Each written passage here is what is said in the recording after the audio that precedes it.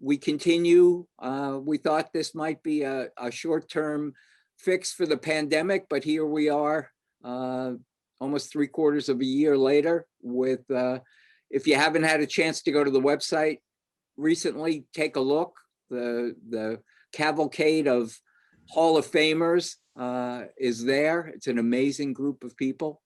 And if anybody can top our great list of speakers, it's Edna. Edna Wells Handy is many things.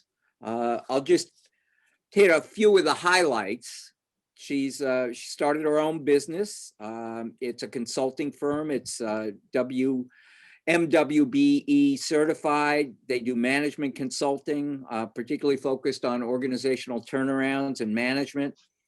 One of our major clients right now is the Federal Monitor overseeing the New York City Housing Authority. She actually was appointed by Mayor de Blasio to be the first corporate-wide acting chief compliance officer for the authority. She served Bill Bratton, probably by all accounts, the greatest police commissioner in the history of New York City, and many people think one of the really highlight executives in policing in the world. She served as his counsel, primarily focused on bridging the gap between the police and the communities they serve, obviously something of great concern these days. She was both a creator and director of the New York State Judicial Commission on Minorities and later the National Consortium on Race and Ethnicity. Many reports have been issued that precipitated major legislative improvements under her leadership. She is a lawyer originally by training, graduated from Georgetown. She was a law clerk under Lawrence Pierce, who was head of the Southern District of New York. She was an assistant U.S. attorney for the Southern District. She worked for Kings County, which is Brooklyn, the district attorney's office. God, it goes on and on. Deputy Executive Director of Human Resources for the New York City Department of Education, Vice President and General Counsel of a Health and Hospitals Corporation, and she was also head of DCAS, Citywide Services for New York City. She has her bachelor's degree from NYU, her law degree from Georgetown, and she has an MPA from SEPA. So she's one of us, among other things. She is a spectacular, spectacular person, mother of 4, all accomplished people. And she is, although she doesn't put it in her official bio, she's also an accomplished entertainer. And I think you have been, yes, right. She's been, among other things, an entertainer in the Thanksgiving Day Parade, yes? Yes. Yes, see, Yes. I told you. She can probably sing too, although I don't know that for a fact. Okay. So Edna, thank you so much. She will be speaking today on a subject that's near and dear to my heart, which is affordable housing and what we can do to both promulgate more affordable housing, but also use the rather large economic activity that housing creates to benefit the communities that affordable housing serves. So Edna, again, thank you so much for being a part of this. And I'm looking forward to your talk, and I'm sure everyone else is as well. Thank you. Thank you, Dean. And let me just thank SEPA and Valerie and Jeremy and you and others for accommodating my schedule. First, for inviting me. It speaks highly of our engagement during my time at SEPA and for accommodating my schedule. So thank you so much. And thank you everybody for taking time out, midday to kind of let's talk. So I'm considering this is a conversation. So I welcome comments, questions throughout because we're engaging in new territory. So what do I mean by that? So the title of this series is Food for Thought. And, so when people tell you food for thought, it's like, something to think about. Well, I want to flip that. I want to call this food for thought, but it's food for your thoughts. What thoughts? Well, the pandemic has given us a lot of time to be with our thoughts. And one philosopher said that's one of our greatest fears, is to be alone with our thoughts. And they're for a number of reasons.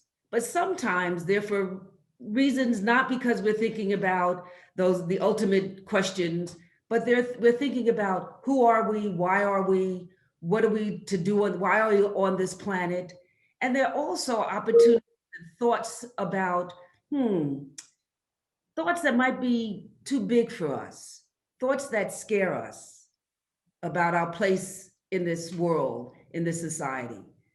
And so when I think about this time that I'm spending in lockdown and during the pandemic, I think about those thoughts, and I think about the food that I need to make those thoughts reality. And I'm going to call those thoughts, or sometimes goals, some of you have heard this term, BHAGs. Big, hairy, audacious goals or thoughts. People have had them. Somebody woke up one day and said, hey, the earth is not flat. And I'm gonna prove it. Another person woke up one day and said, you know what? I don't think we're getting sick by these humors that we've been letting out. I think maybe there's these little beings, the little somethings that's in our bodies. And it's changed the way we do medicine. Some people think about those thoughts and they say, whoa, those are too big for me. But I want us to think about, what are those BHAGs that you have? Perhaps it's bringing internet service to rural India, Dean Emick, or others. Those kinds of thoughts that maybe I shouldn't share with people because it's too big for me, it's too big for them, and they might discourage me. But I want us to take this space because SEPA has created, with this EMPA program, this space for us to think about these BHAGs, these big thoughts. And mine during this time is Section 3. I'm not even going to ask you how many have ever heard of Section 3. I'm going to assume maybe if you've been around me, you've heard about it, but before that, you might not have heard about Section 3. Well, that's my BHAG, my big, audacious, hairy goal. I want Section 3 to become a household term.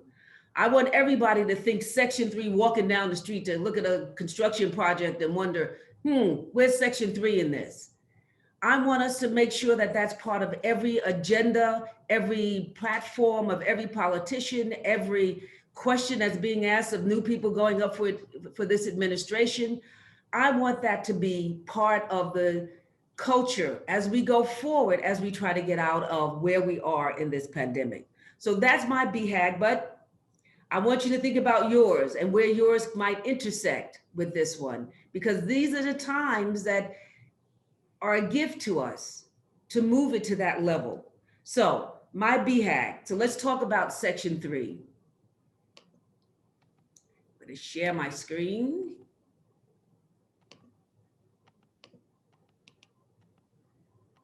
All right. There we go. Okay, so far so good. Or maybe not. All right, so that's our food for thought. What is Section 3? Let's go back a minute. Think about a time where there were thousands of people in the street railing against inhumanities, railing against injustice, railing against loss of life. Some people took it to the extremes and there was fires and looting going on. And so you might think that was last summer. It was involving the death of a Black man last summer. But I want to take you even further back to 1968, the death of Martin Luther King. And response to that, we saw the uprisings in the street. And we had policymakers and lawmakers and to the highest levels wondering, what can we do to look at the systemic issues of discrimination, of unfair treatment, of racism, of how we treat poor people. How can we look at this systemically and address and put in ways in which we can make a change? That change was Section 3.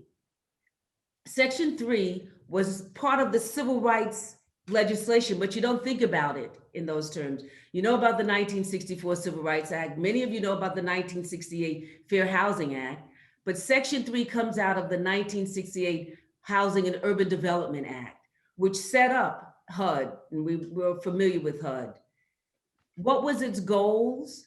The goal was to establish an engine that would provide poor people, those living in public housing, those who are low income, 80% of the area medium income, 50% very low income. So we've identified through Section 3 a specific group of people based on economic status. And what were we going to do?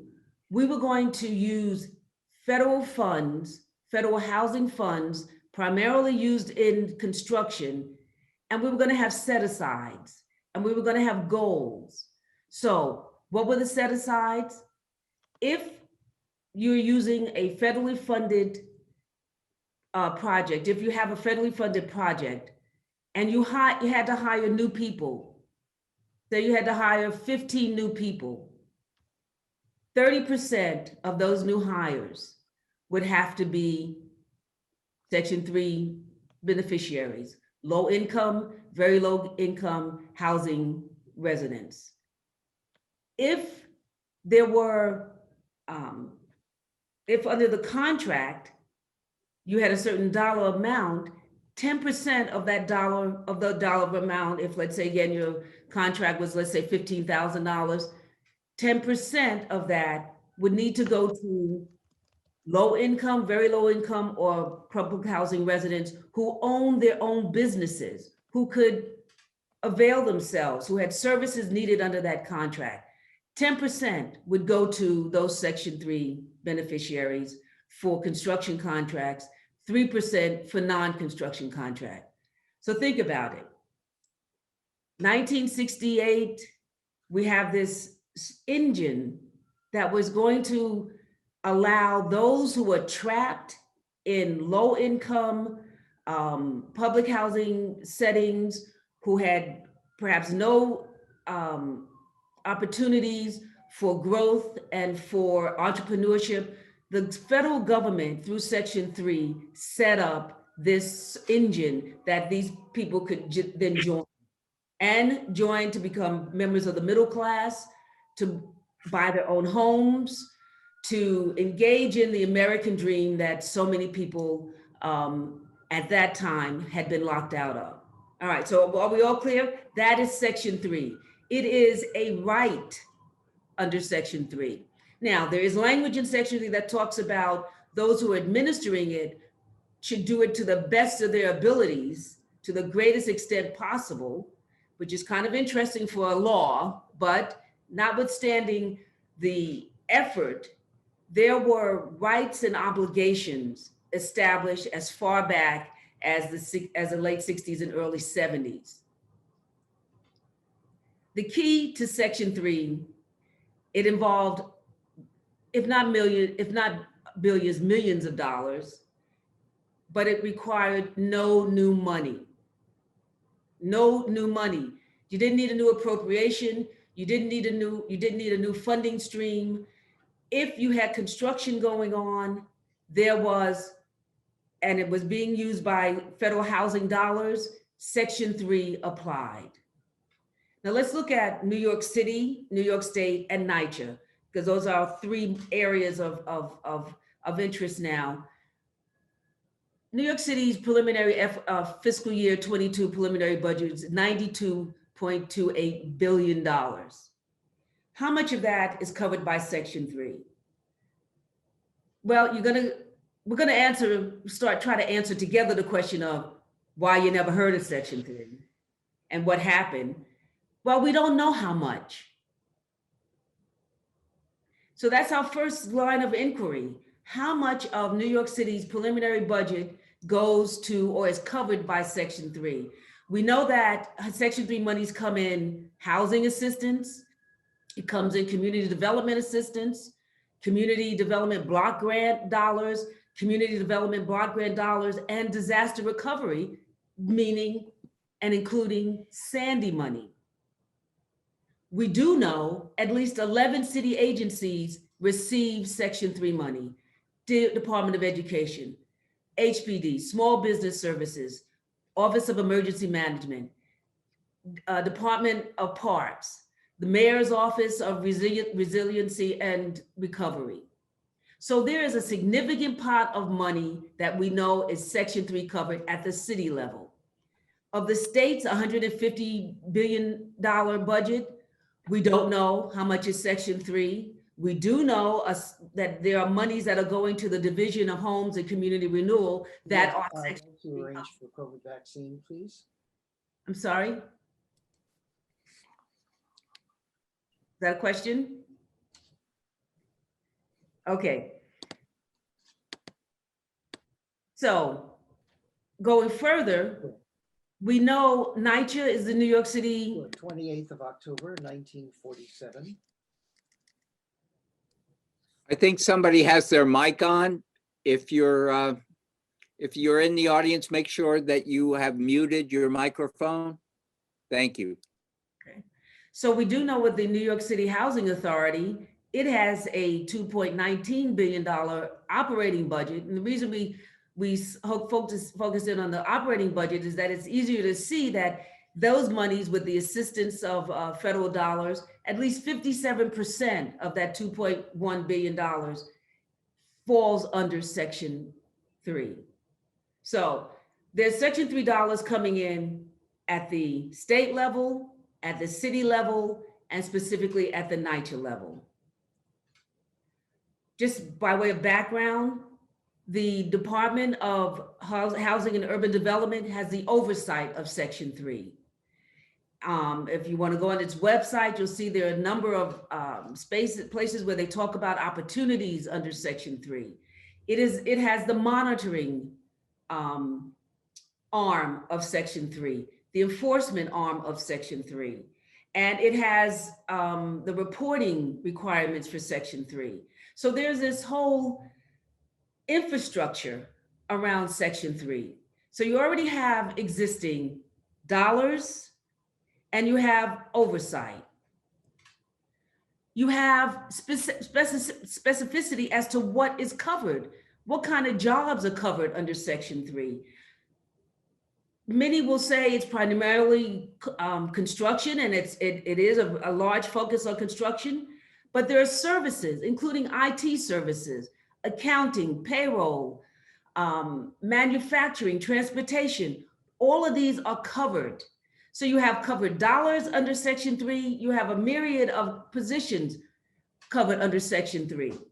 So why don't you know about Section 3?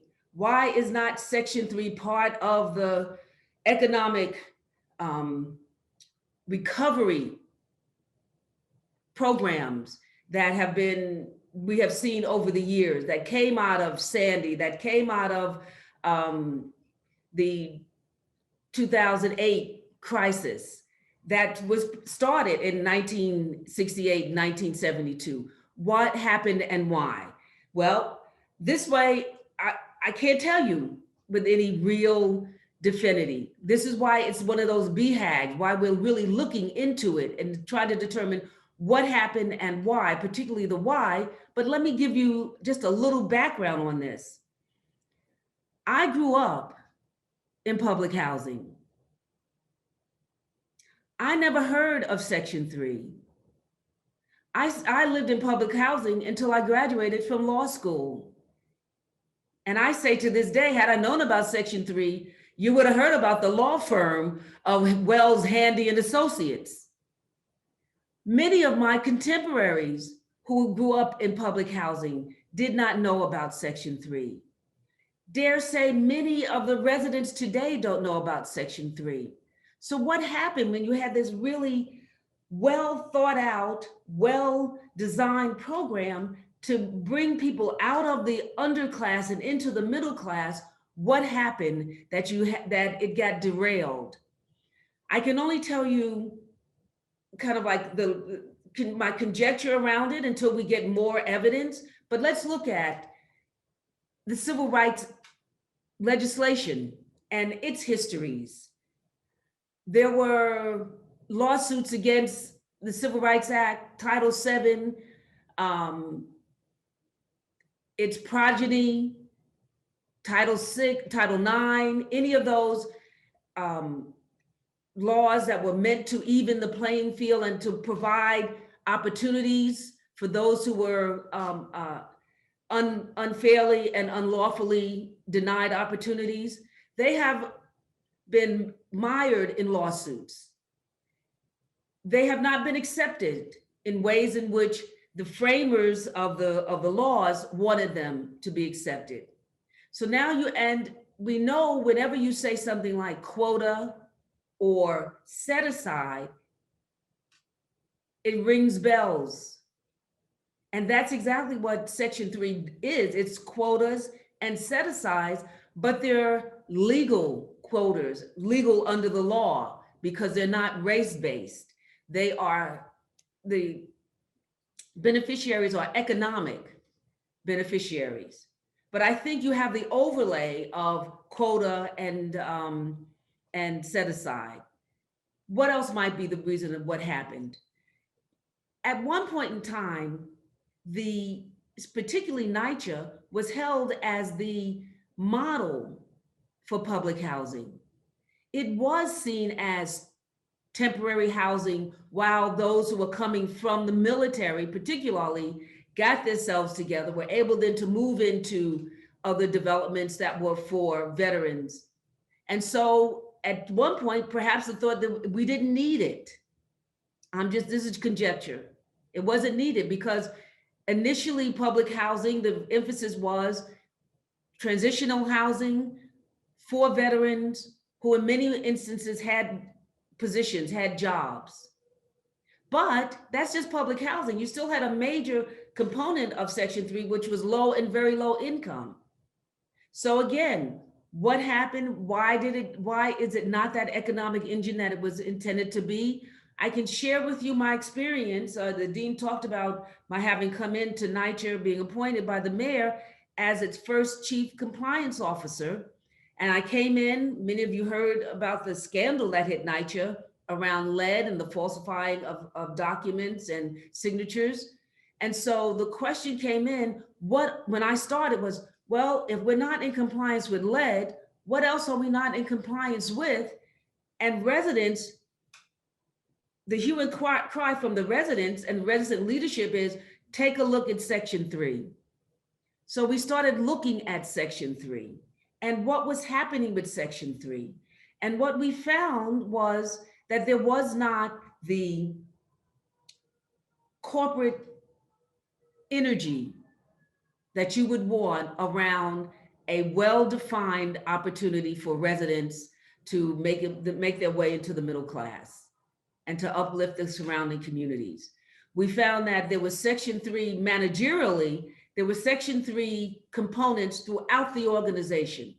While there was one group that was responsible for Section 3, there were other groups that were accountable or should have been accountable under Section 3 that were not.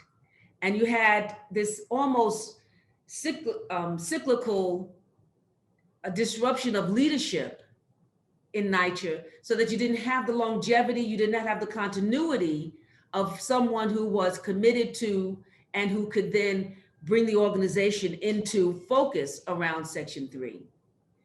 So we have that going on in terms of the societal responses to civil rights. We have that in terms of internal responses around the bureaucracy of management of it. And so the energies that we needed, the accountability that was needed around Section 3, the communication that was needed around Section 3 was not sustained. Now, I will tell you that many believe that NYCHA is a model or had been a model for Section 3. But if we look at it in detail, if we look at some of the many of the complaints that have come out of residents and others, community groups around Section 3, when we look at a lawsuit that was attempted to be filed by residents around Section 3, if NYCHA is not the model, we do know that there's a lot of work that could be done. So with that kind of backdrop, we look at where we are now with NYCHA, with Section 3, with COVID, with the kinds of issues that we're facing day to day. So let's kind of look at, I started out with COVID lockdown gave us opportunity to look at our big ideas, the food for the thoughts that we're having. My thought was Section 3 and how COVID has now brought Section 3 into the limelight for me as an opportunity to address some of the structural and health-related issues that give rise to the disparities that we see in low-income and Black and Brown communities around COVID. And we see that in the death rates. We see that in the numbers of in the infection rate as to those who are living in the developments, those who are living in low-income areas. And we see that because of economic missed opportunities of Section 3. So you see it on two levels. You see the health related, many point to, well, the studies have shown that the Black and Brown and poor people have these health disparities and comorbidities of high blood pressure, of diabetes, of asthma that make them more susceptible to COVID-19. People would say also that the lack of access to healthcare compounds that, but there are other structural issues that render these cohorts to COVID-19 and its disproportionate impact, and that's how we live and how they work. In many of the studies that we looked at, we see that structurally, when we address essential workers, the delivery people, the janitors in the hospitals, the nurses' assistants, many of those are trapped in these positions where they have no choice but to be susceptible to and in risk positions because of economics. And again, our position is that if we compare where we are now to where we were when the Housing and Urban Development Act was signed into office, we have this unbelievable opportunity that was set in motion in 1968 to 74 and further. We have this wonderful opportunity to really make Section 3 address those health-related issues by providing opportunities for economic development and growth, and addressing the structural opportunities or structural constraints by allowing people to engage in entrepreneurship and in wealth accumulation that will allow them to move out of those areas that provide these risk factors. So again, I look at, many people again would like to stay at the why. Why don't I know about Section 3? Why is it not being used the way it was intended to be used? I don't want to use a lot of my energies to that. I want to seize this opportunity to address how we can really make it work. And what we have are ways in which people look at these epidemics. And I'm going to quote to you one author who is unknown, because maybe like you're getting all these good sounding bromides coming around the internet. And this was one, that epidemics emerge along the fissures of our society, reflecting not only biology of the infectious agent, but patterns of marginalization, exclusion, and discrimination. And so those fissures have given us the opportunity to look at, and Dean talked about it in terms of, there is a way we are looking at the infectious agent, but we also need to look at the patterns and the opportunities to address those patterns. And so I talk about it in terms of Section 3 for everybody and everyone. And and I need to talk to you also, and I will talk to you about it, because I've given you Section 3 law as it existed. Section 3 has been changed. It was changed in November, and I'll talk a bit about that.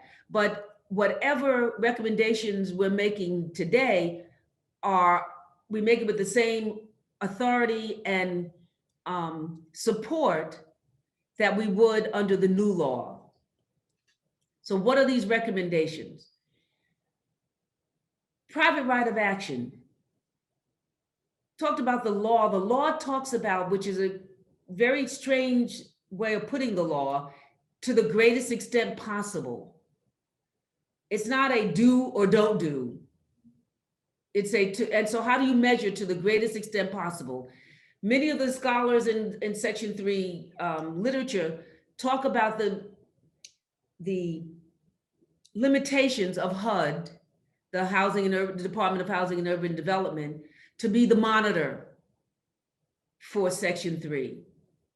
And so we have legislators, Congresswoman Nydia Velázquez in particular, who are calling for, if not a private right of action, to allow for the beneficiaries, the third-party beneficiaries, the residents of housing or the low and very low income persons and their representatives, to bring actions under the administrative procedure law, so that where there is the monitorship lacking, give it to those for whom it was intended. We call for the halting of the new regulations. The new regulations come at the end of one administration and will bind the next administration. Without the kind of, as many have pointed out to, without the kind of understanding of the impact of those new regulations. Recognize, however, that the goal and the mission remains the same. The monitoring and the implementation will be the changes in the new regulation. We're calling for a moratorium on rent actions due to increases through participation in Section 3. If you're in a public housing or you receive housing assistance, there are rent caps in order to remain receiving those kinds of subsidies or that kind of housing. And so some believe that there's not the kind of participation in Section 3 because of those caps. Well, the point of it is, we need to see how Section 3 would work if it worked well. So we're saying, hold off on taking those rent actions due to those increases until we can see how a fully functioning Section 3 would work. And we need to look at the full housing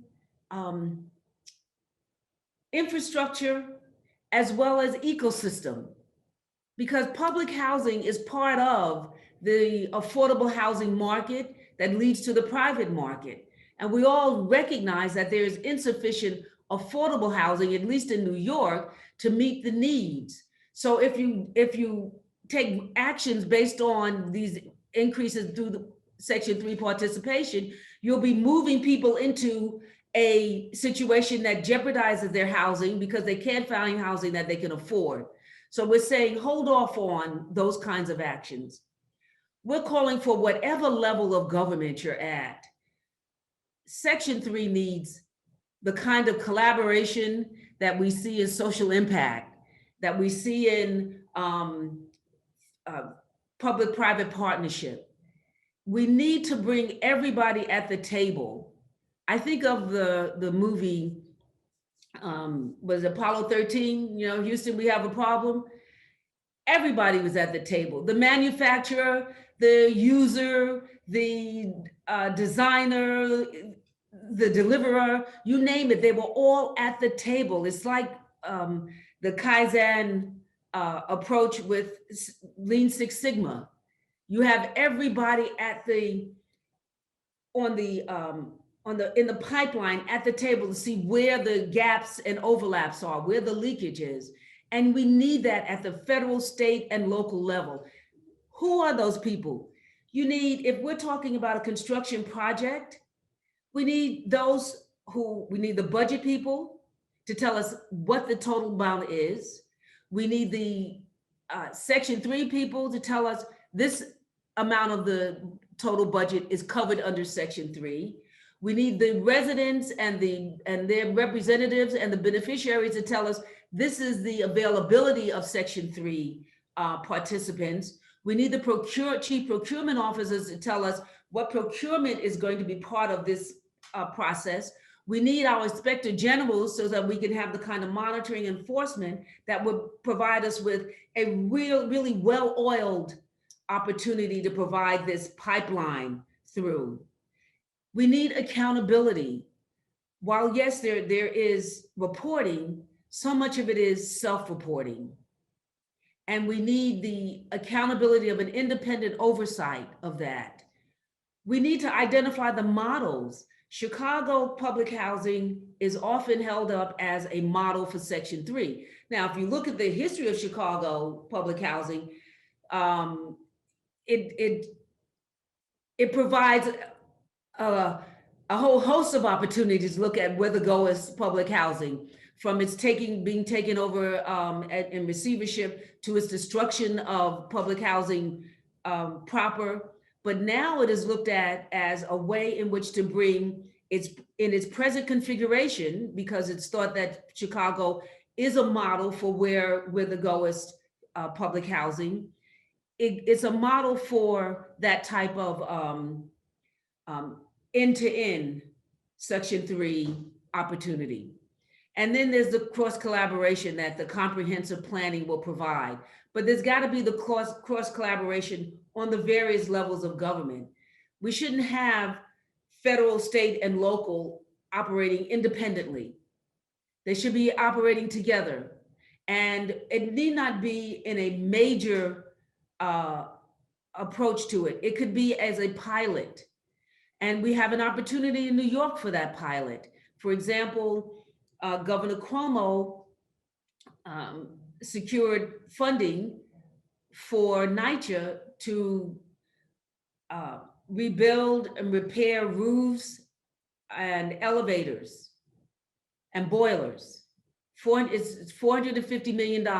In that appropriation, he said that they were coming under the Section 3 requirements and the hiring of Section 3 and low income persons. That $450 million is still sitting with NYCHA. That is a perfect opportunity for the federal, state, and local governments to come together around $450 million to identify how much of that is Section 3, who do we need to bring at the table to ensure that we have a comprehensive program, that we have the vigorous monitoring and the diligent enforcement, and how do we come up with the metrics to determine whether this is what we're doing is successful. So again, we have these recommendations that are out there ready and willing and able to be taken by the policymakers, by those in power, by those who are the beneficiaries, to move Section 3 in a position where it can operate for the next 50 years. So let's talk a little bit about the new rules of Section 3. All that I've just spoken to you about is not grandfathered in. This whole host of checks and balances, the whole process is being replaced by this new rule.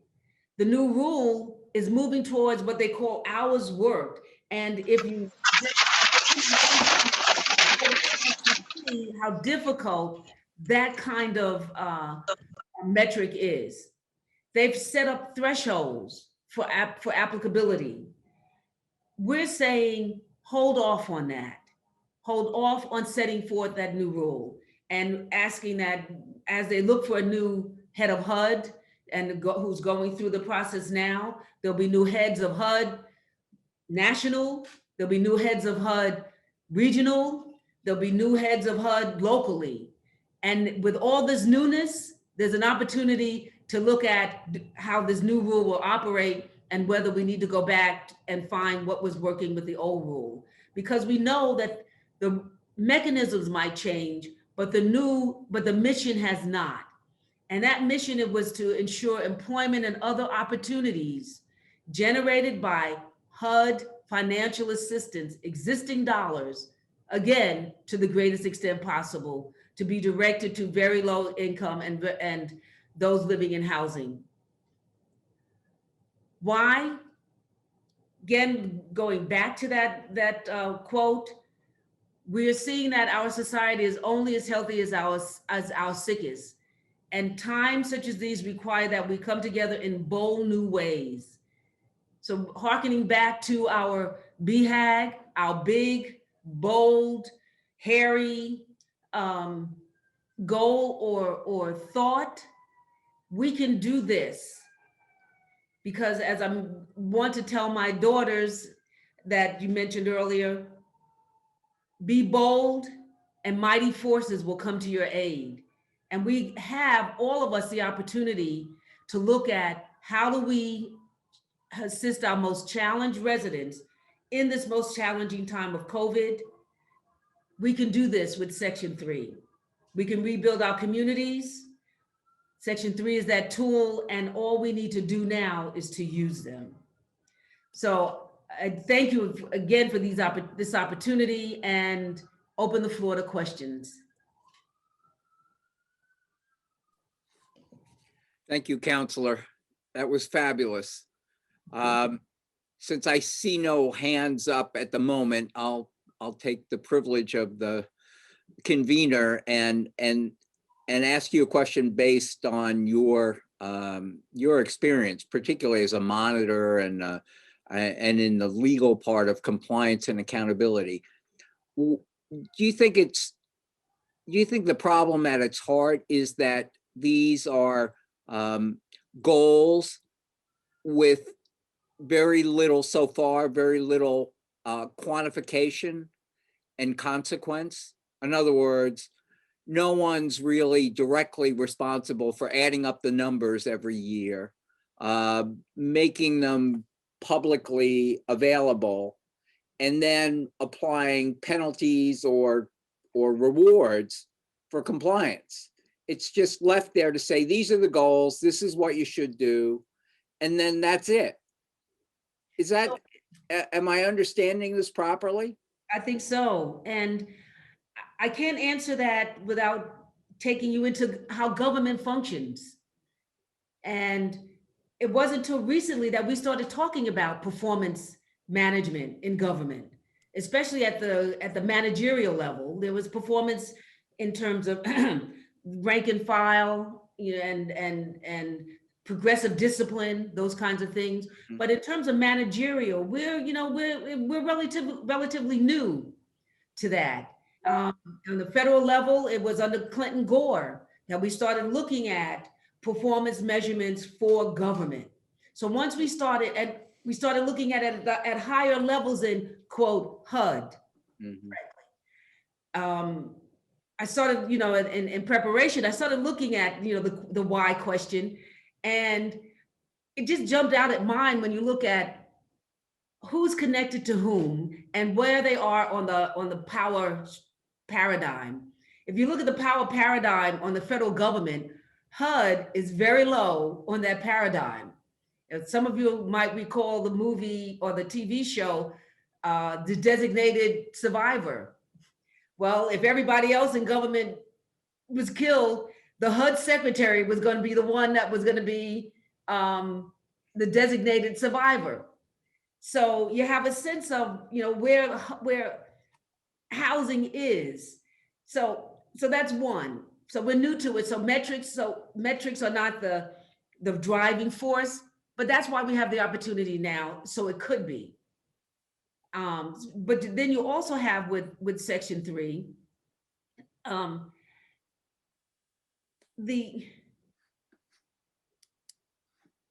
when we look at the paradigm, the power paradigm, it's how we look at poor people in this country and how we treat poor people in this country. And we have an opportunity now to bring, a friend of mine once called it downtown skills uptown.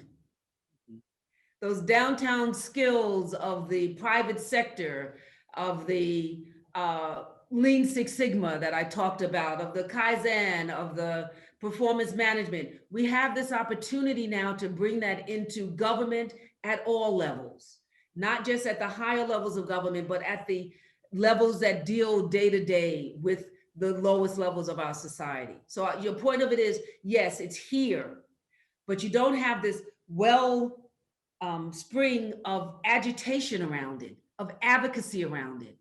And that's what we can do. And that's where this opportunity, speaking to you all and moving it to the next level, this wellspring of advocacy can bring it, because we're saying it's got to be accountable. So you got to have what gets monitored, what gets measured, gets done. Mhm. So we're saying you got to have metrics around it. You have to have a point person. It can't be all around your system like we found it at NYCHA. Mhm. You have to have a point person. You've got to have a systems of checks and balances. So you've got to have your enforcement arm be a part of the creative arm, so that he or she or it can see where it fits in.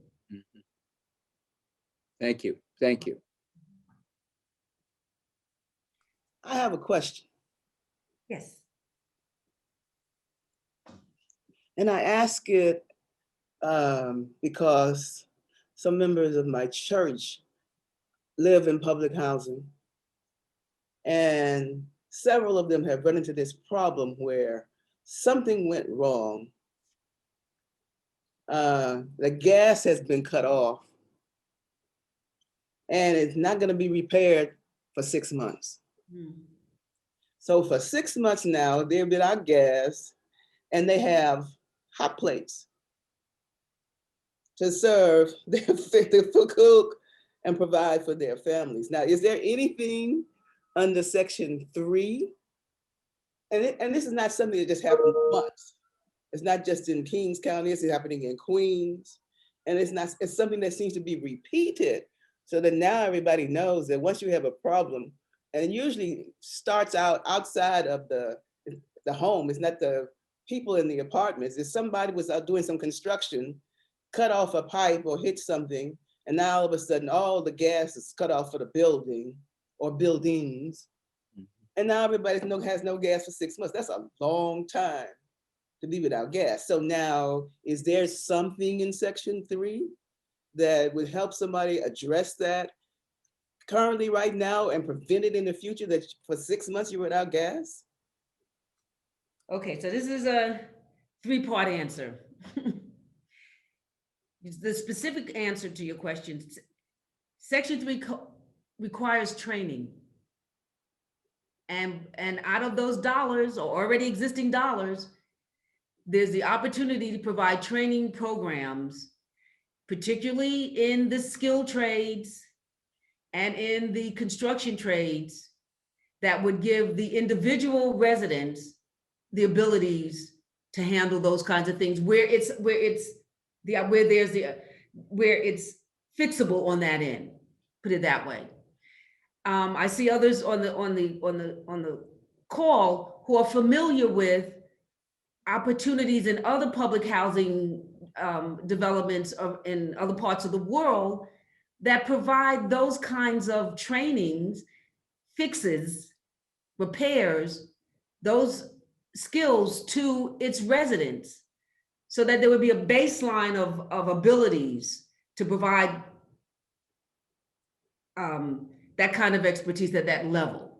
But you raise the larger question of repairs in NYCHA. And while I'm not speaking as part of the monitor team here, because that's not part of the monitor's charge, the issue of repairs for heat and hot water, for boilers, that is part of the monitor's charge, that comes out of the HUD agreement between the monitor. So as part of that charge, they've issued action plans that look to the systemic issues that you point to, because it's generally not your user, the end user that's causing the issue. It is, you have systems that are a quarter or a half a century old that are contributing to the inability to provide the basic service. You have a management structure that was unable to address, some people would say unwilling to address those issues on the systemic and even on the individual level, because there is a complaint hotline for NYCHA residents. And residents will tell you, I call that, and they'll tell you the 777 number. I've been calling that number for months and nobody responds. So you have in place under the monitor agreement, a plan that will be announced pretty soon that will address how you're going to respond to these repairs. Now, I say all that to say, but that doesn't help with somebody who's living on a hot plate. And so therein lies the conundrum of how do you deal with the systemic issues that give rise to it? And then how do you deal with the day-to-day? And the day-to-day falls under your operations. And so when people talk about operations, they're looking at on the monitor side, they're looking at what's the operational plan to address those specific day-to-day issues that we see every day. And the problem is it won't be fixed tomorrow. Section 3 does not deal with this specifically. The monitor deals with the systemic problems. It still falls within operations under NYCHA and its abilities or inability to fix the problem as it exists today. And then there's a series of things in the chat talking about, basically, do you think a new administration in Washington and a new administration in New York next year will make a difference with regard to this particular series of issues about equal opportunity for work and also more timely restoration of services in NYCHA? So that's great. And so this is a safe space, right? Yeah, absolutely. All right, so I hope it makes a difference. But that's why I'm calling on everybody to be a Section 3 advocate. Now, why do I say that? Excuse me. At one time, and I said this before, NYCHA was a model. Can you all see this? This book is called Public Housing That Worked. It was a model. You started seeing the disinvestment in public housing under various administrations. You started seeing the deferred repair because of it. And you have to understand that NYCHA is a creation of state because it's a public benefit corporation, which gets its governance and authority from state law, but it is a product of the federal government getting its major funding through housing assistance and through rents. It is not a city agency. And so many people look to the city and to the state to provide assistance when, for the longest time, particularly under more hostile administration to the city, they said, not my problem. So if the new administration say, yes, my problem, woohoo. Mm-hmm. Under the federal, if it says that, yes, my problem. If the city says, yes, my problem. If the governor says, yes, my problem, and he has said in some instance, it is my problem. This administration, the de Blasio administration, is giving billions of dollars. It's saying, yes, my problem. So I think if you have that convergence of public housing is my, not just problem, but it's a wonderful idea, wonderful creation. It provides housing, which is a fundamental, it's a hierarchy of need kind of funding. So yes, if we have that convergence, but money is going to be so tight going forward. So that's why we have to stick to, there's no new, we're not requiring new money, Mhm. no new money. And we also have to look at, when we had a effort under the Obama administration to address the disinvestment and to address the repairs and the facilities. And that was the Rental Assistance Demonstration Project, RAD. So much of the country adopted it. New York did not, because New York, I don't know if it's, New York exceptionalism or what, but New York said we're fine. We were public housing that worked. Okay.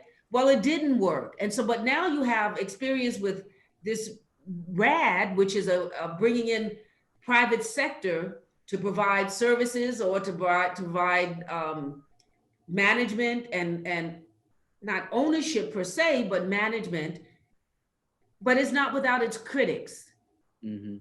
But the interesting thing is, one of the architects of that is running for mayor. Mm-hmm. So go back to that, I'm hopeful that, so you have architects of attempts to make it work. You have people, you have money coming out of the federal, state, and local levels that could be brought to bear. But without this groundswell of the public saying, give us our Section 3, well, I want to say that differently. We need the groundswell for the public saying, give us our Section 3 to add to that mix. Well, believe it or not, it has flown by. It is already 1 o'clock. And I'm sure that we could talk for another couple of hours, but we've been pretty resolute. We're a management organization, among other things. So it's 1 o'clock. It's time to thank Edna for just a fascinating and very timely presentation. And I know that you've quote unquote retired from public service, but I'm hoping that you will be coming at it from an advocacy point of view to ensure that these new administrations do a better job of using what is potentially a wonderful opportunity to both improve housing and provide jobs and economic development for people in need. So thank you so much, Edna. It was a great presentation. Thank you everyone for attending, and hopefully we'll see you next week.